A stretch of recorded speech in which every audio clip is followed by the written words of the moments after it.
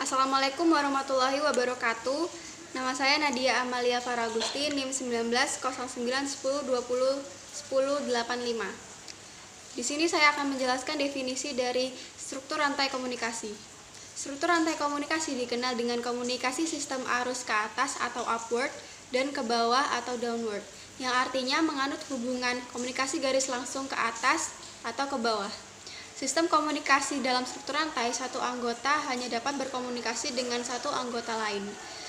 Anggota lain tersebut dapat menyampaikan pesan tersebut pada anggota lainnya lagi, begitupun seterusnya.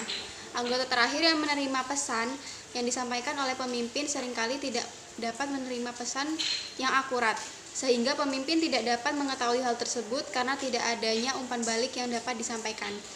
Baiklah, selanjutnya saya Raffi Taufikur Rahman Hardiputra dengan NIM 19 09 10 20 10 57 akan mencoba menjelaskan contoh dari pola komunikasi rantai. Baik, kita bayangkan seperti ini. Ketika teman Anda atau teman kita mendapatkan sebuah pengumuman yang belum tentu akurat dan valid akan kebenarannya, tetapi setelah itu pengumuman tersebut disalurkan ke temannya yang lain, sehingga timbul sebuah pengumuman yang tidak jelas akan kebenarannya.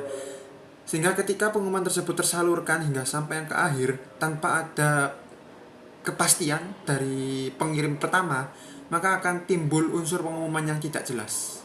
Saya Niken Indah Sasi, NIM 19 09 10 20 10 37.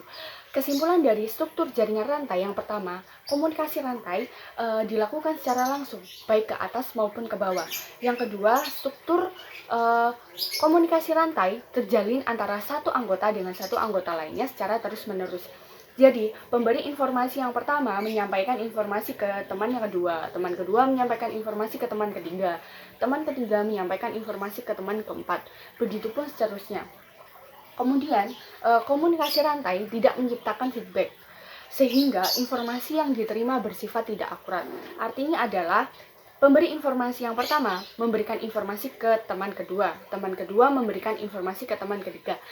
Dari komunikasi di antara ketiga teman tersebut terdapat penambahan dan pengurangan informasi, sehingga penerima informasi terakhir atau teman keempat tidak mendapatkan informasi yang sifatnya benar, sehingga pemberi informasi yang keempat menerima informasi yang tidak akurat.